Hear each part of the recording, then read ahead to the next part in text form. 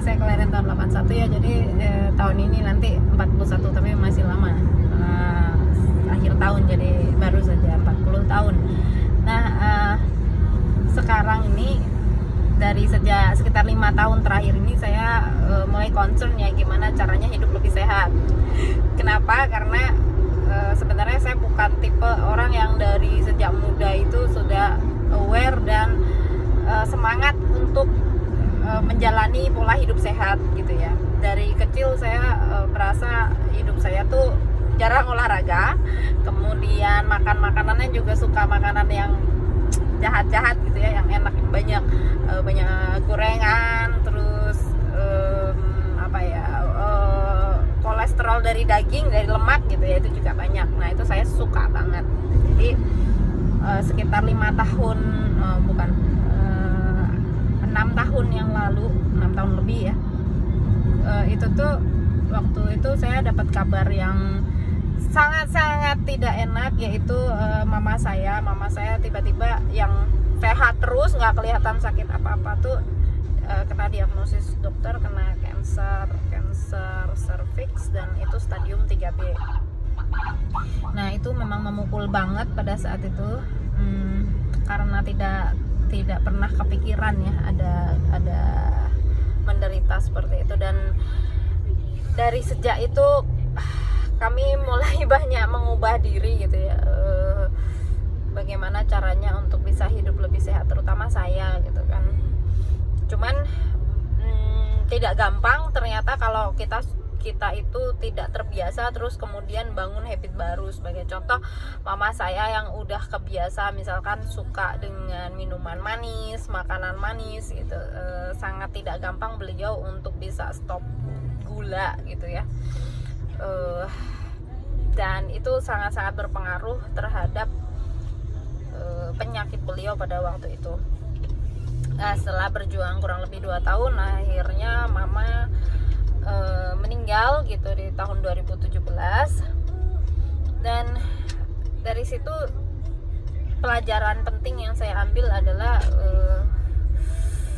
dengan kehidupan saya yang dulu-dulu tuh saya cukup ngeri gitu ya. Maksudnya saya merasa sudah waktunya saya juga mau sadar untuk hidup lebih sehat gitu, bukan sekedar supaya gaya-gayaan, badannya langsing, badannya bagus, tapi yang paling penting adalah supaya kita berikhtiar supaya bisa panjang umur dalam kondisi sehat gitu ya. Karena panjang umur saja tanpa sehat itu juga sebuah penderitaan ya kan. Kalau misalkan panjang umur tapi di atas kursi roda terus, atau amit-amit banyak tidur terus, nggak bisa ngapa-ngapain, itu sesuatu yang kita tidak ada yang kita mengharapkan seperti itu di masa tua.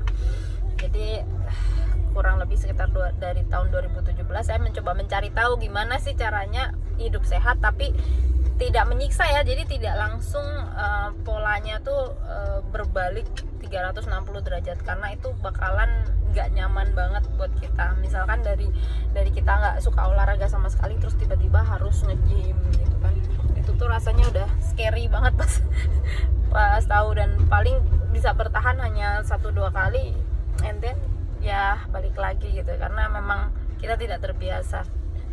Jadi saya mencoba untuk pelan-pelan saja, tidak ngotot untuk nge-push terlalu keras gitu untuk berubah.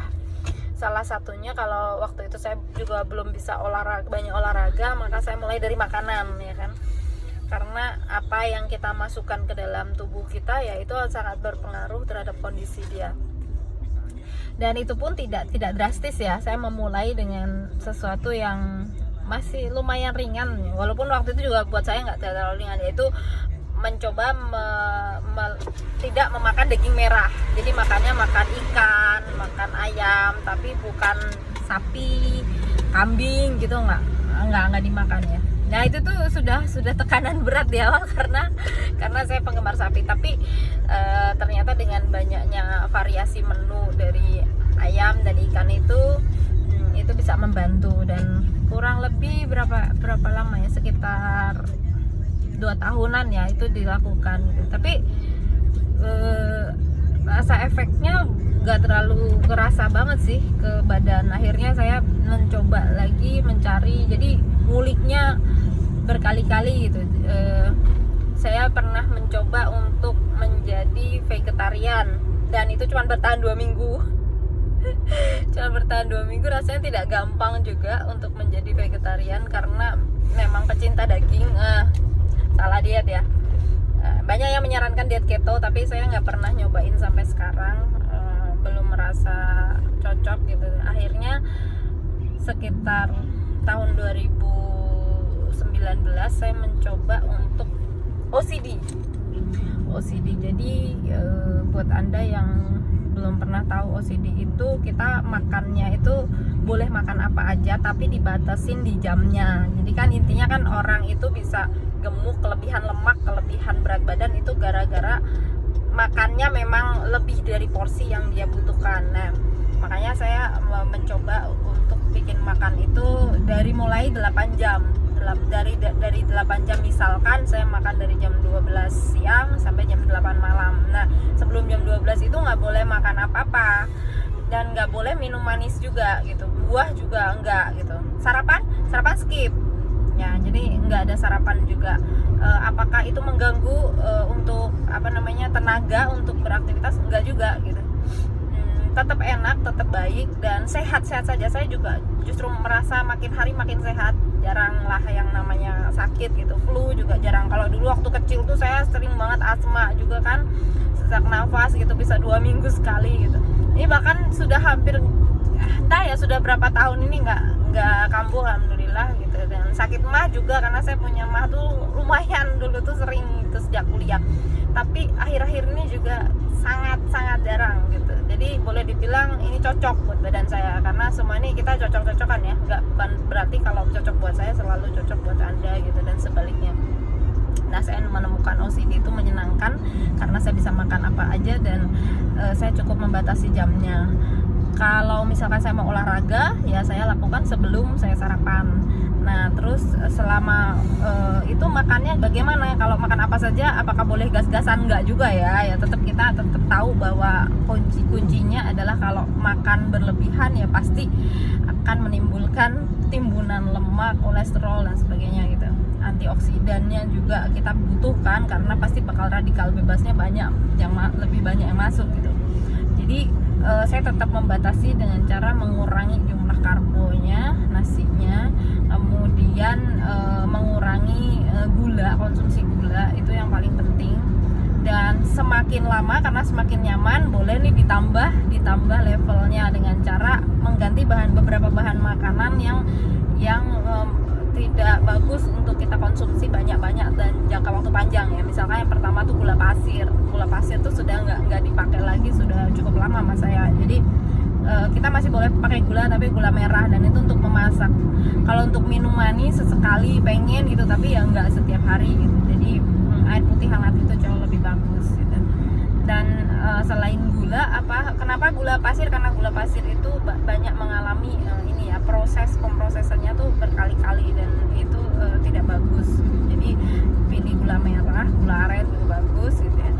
Kemudian yang kedua, minyaknya juga dikurangi. Kalau dulu tuh masih pakai minyak goreng banyak terus dilap-lap pakai tisu gitu, tapi makin lama makin bagus, makin bisa ngurangin gorengan. Jadi memperbanyak variasi menu yang tidak digoreng. Jadi mau nggak mau belajar, tapi ternyata di luar sana tuh banyak menu-menu yang tidak digoreng tapi ternyata enak. Jadi ini sepertinya hanya masalah kebiasaan aja, karena dari kecil suka banyak makan goreng-gorengan yang gampang rasanya ya, paling gampang gitu kan.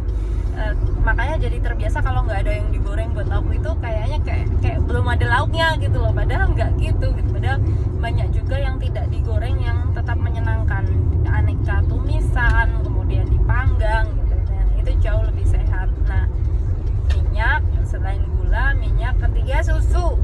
Tidak ada lagi konsumsi susu. Susu tuh bener-bener hanya susu soya aja ya, susu almond boleh karena memang dari tumbuhan nabati. Kemudian selain susu ya mengurangi tepung-tepungan pasti, kecuali mie saya masih makan. Apakah dengan seperti itu berat badan stabil? Berat badan masih bisa stabil kok gitu, walaupun kita makan tuh boleh apa saja karena porsinya memang tidak banyak. Jadi gimana sih caranya makan biar porsinya tidak banyak tuh, apakah kenyang gitu? Yang pertama makannya dinikmati. Jangankan ada ya kalau makan tuh makan aja cepet gitu, lebih selesai gitu, udah gitu. Kalau buat saya enggak ya, dengan cara menikmati pelan-pelan, mengunyah, merasakan ini benar-benar rasanya seperti apa makanannya. Nah itu tuh membuat kita tuh jadi makannya lebih lambat dan udah cukup ya, jadi nggak terlalu banyak juga. Bahkan makin lama satu porsi itu kalau makan sendiri tuh sering kali nggak habis kalau jajan gitu, karena tubuh jadi terbiasanya seperti itu, makannya sedikit. Nah caranya seperti itu. Kalau misalkan masih lapar ya masih bisa dibantu dengan buah atau dengan air minum, air putih. Sering-sering kan kalau tengah malam masih lapar ya pada akhirnya dibantu air putih ya. Yang terakhir memang perlu kesadaran banget buat kita. Kalaupun kita belum bisa olahraga yang keren gitu ya, mesti nge-gym, mesti aerobik, yoga dan sebagainya, setidaknya kita nih bisa mulai dari memilih dan membatasi jumlah makanan yang masuk ke dalam tubuh. Itu udah sangat membantu kok, karena ketika kita sudah mengubah makanannya misalkan dari banyak daging menjadi lebih banyak sayur gitu, otomatis metabolisme lebih lancar, lebih gampang ke belakang gitu ya. Artinya sampah-sampah lebih banyak terbuang. Itu sudah langkah yang luar biasa untuk diet jangka panjang yang menyenangkan gitu. Terus kalau kita sudah bisa advance lebih bagus ya, kita mulai mengubah makanan-makanan yang masuk tadi kan, ada yang susu, gula, kemudian tepung, terus minyak, diganti-ganti gitu. Dan makin lama apa yang menjadi kebiasaan makanan-makanan kita jadi lebih sehat, dan itu akan sangat membantu tubuh kita untuk menjadi lebih baik.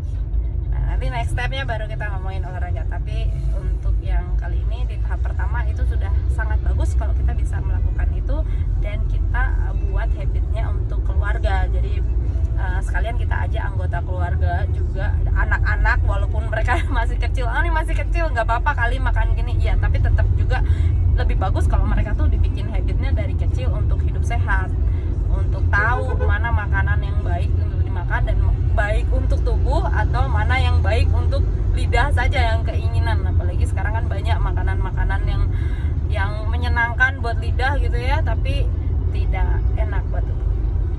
Itu dulu ya, kita mau sarapan dulu. Sarapannya jam berapa? Sarapannya ini sekarang jam 12.